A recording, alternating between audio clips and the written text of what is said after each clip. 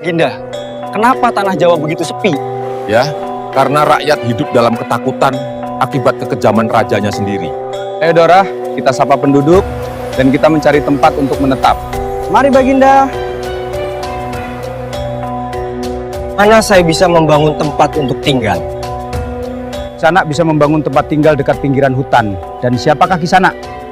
Aku Haji Saka, aku datang bersama Dora, pengawalku.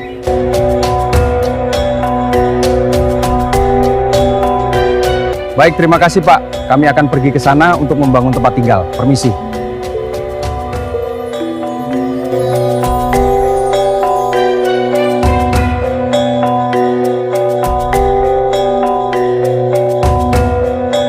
Pendopo sudah selesai dibuat.